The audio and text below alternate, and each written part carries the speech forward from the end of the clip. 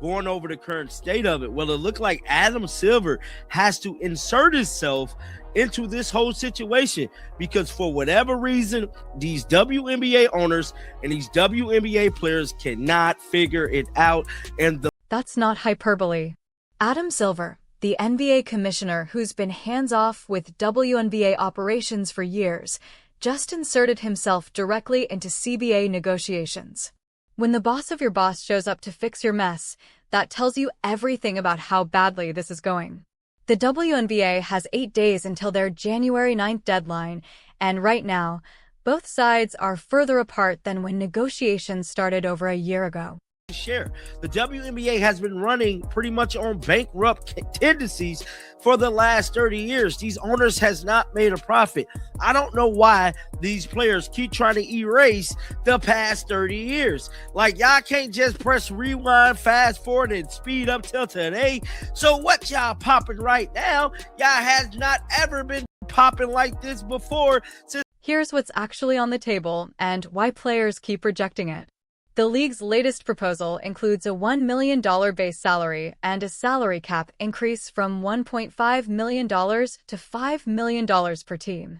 That brings the average player salary to $417,000. For context, that's nearly triple what players made just 3 years ago.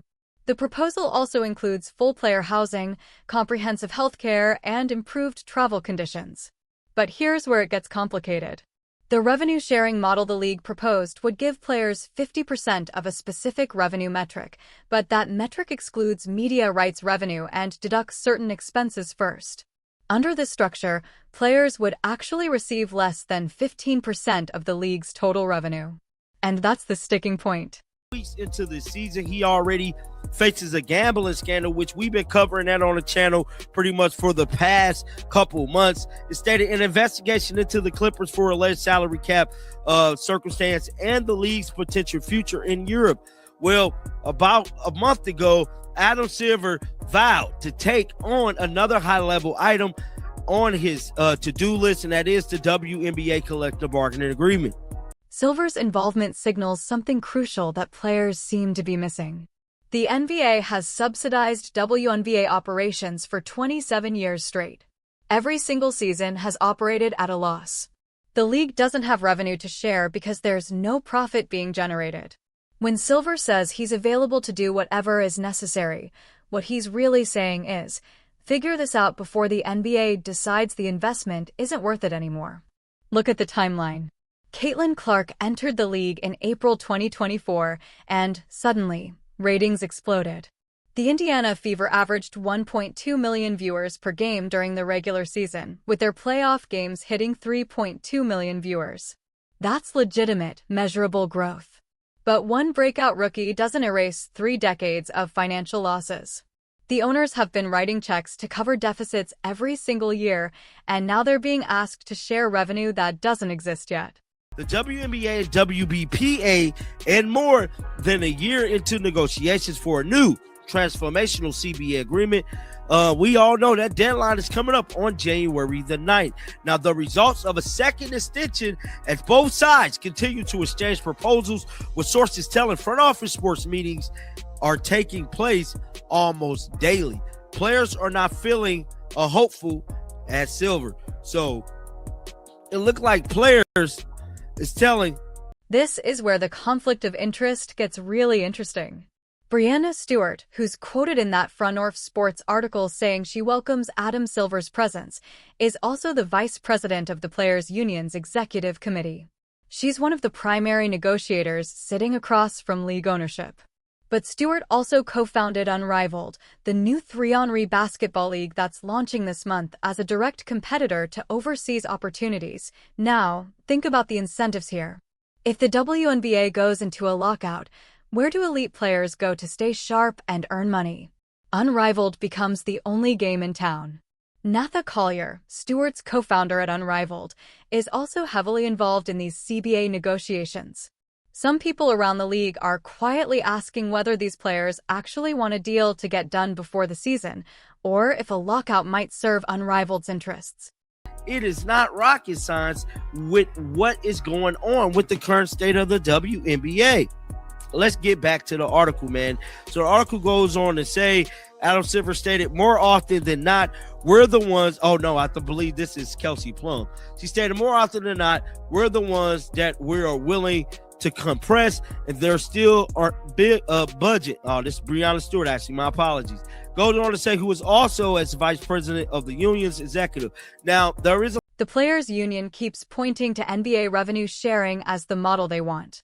In the NBA, players receive 50% of basketball-related income. That's the standard professional sports model, and it works because the NBA generates $11 billion in annual revenue. The WNBA generated approximately $200 million in revenue in 2024, which sounds impressive until you realize that's less than 2% of what the NBA brings in. Here's the math that matters. If WNBA players got the same 50% revenue share as NBA players, and you divided that among the league's 144 roster spots, the average salary would be around $690,000. That's actually higher than the $417,000 being offered. But that calculation assumes the league breaks even, which it doesn't. Factor in the actual operating losses, and the current proposal starts looking generous rather than insulting. Unrivaled. At least they think it's going to help. I don't think Unrivaled is going to do very good this year. I just got to be honest. I don't even think I'm going to cover Unrivaled unless it's like some bombshell player or something like that to happen. I don't believe it's even going to be relevant, man. Now, it goes on to say, earlier this month, a proposal included $1 million base salary, according to multiple sources familiar with the negotiations. In addition, the league proposed a revenue sharing model that would give players 50% of revenue metric that would not include all revenue and would have some expenses deducted. Under this proposal model, players would end up receiving less than 15% of league's total revenue. Kelsey Plum said something revealing in December when she talked about these negotiations. She said the players are the ones willing to compromise and that there are still big budget issues to resolve. But compromise means both sides give something up. What have the players actually compromised on? They rejected the initial proposal. They rejected the revised proposal with increased salary caps. They're demanding revenue sharing on terms that would require owners to continue covering massive losses while also paying players as if the league is profitable. That's not compromise. That's asking for NBA money while generating WNBA revenue. The owners did remove some benefits from the proposal, including certain housing stipulations. But that was in response to players rejecting previous offers that included those benefits. When you turn down a deal, you don't automatically get everything from that deal included in the next offer. That's basic negotiation.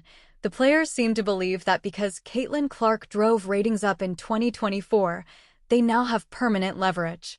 But leverage only works if you're willing to walk away. And walking away from the WNBA means there's no league to come back to. The latest proposal that the ladies had an issue with.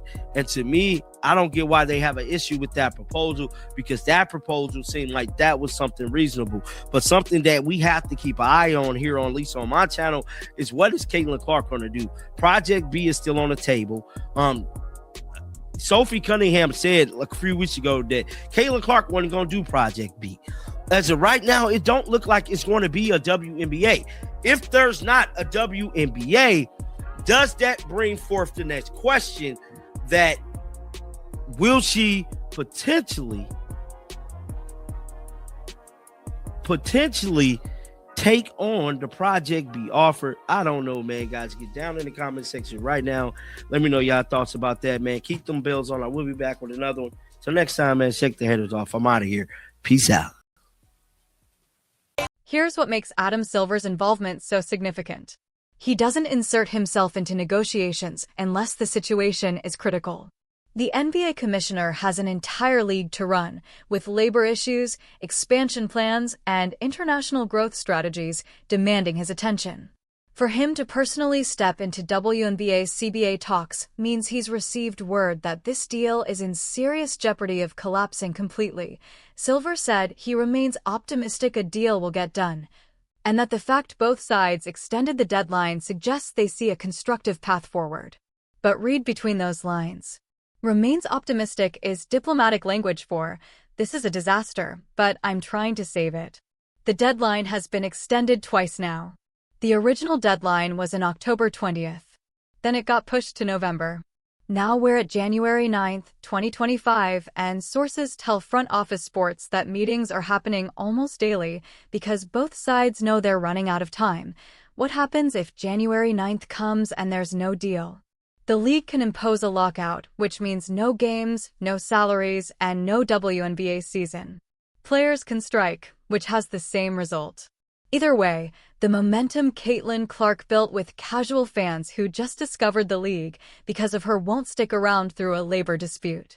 Sponsors who sign deals based on rising ratings will have out clauses they can trigger. Media partners who bid on broadcast rights will reconsider those investments. The WNBA finally has mainstream attention after 27 years of struggling for visibility, and they're about to blow it over money that doesn't exist yet. Think about Caitlin Clark's position in all that. She just completed a rookie season where she averaged 19.2 points and 8.4 assists per game, won Rookie of the Year unanimously, and dragged the Indiana Fever to their first playoff appearance since 2016. Her jersey became the best-selling WNBA jersey of all time. Her games were the highest-rated WNBA broadcasts in 2 decades.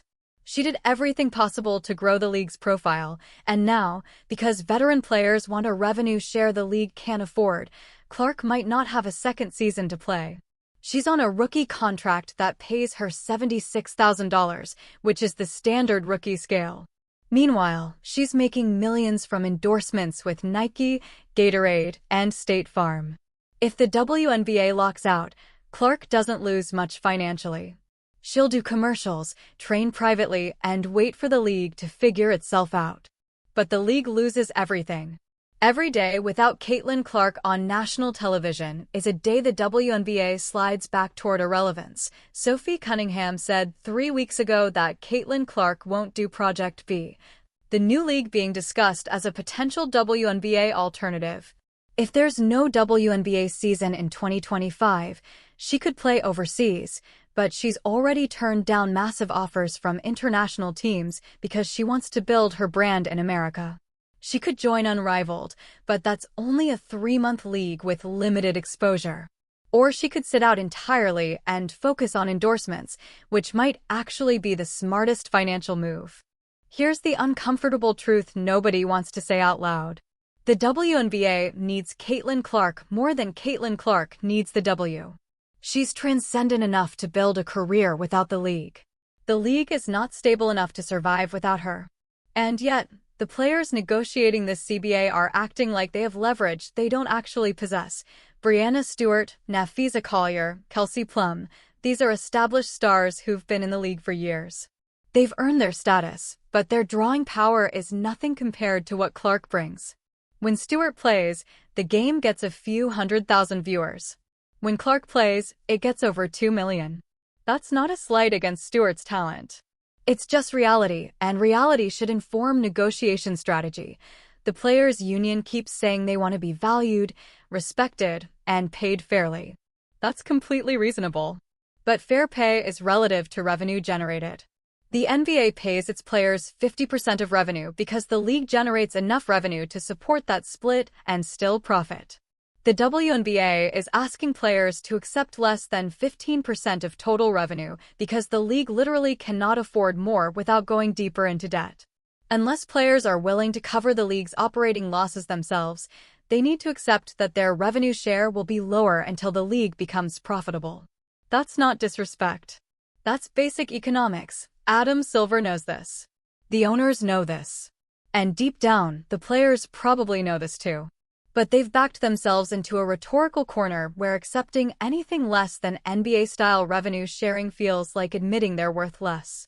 So instead of taking a deal that triples their salaries and positions them to renegotiate in 3 years, when the league might actually be profitable, they're risking everything on a principle that doesn't match financial reality.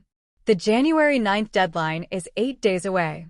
If you're Adam Silver, you walk into that negotiating room and tell both sides the truth. The WNBA finally has momentum. Caitlin Clark created an opportunity that won't come around again. Casual fans don't wait through lockouts. Sponsors don't stick around through labor disputes. And if this league goes dark in 2025, it might not come back. So here's my question for you. If you were negotiating this deal, would you take the $417,000 average salary and bet on renegotiating higher in 3 years? Or would you risk a lockout and potentially kill the league's momentum for a revenue-sharing model that might never be financially viable? Because those are the only two options on the table right now. Drop your take in the comments. Tell me if the players are right to hold out, or if they're about to make the biggest mistake in WNBA history. And if you want to see how this plays out, hit subscribe, because this situation is going to get a lot worse before it gets better.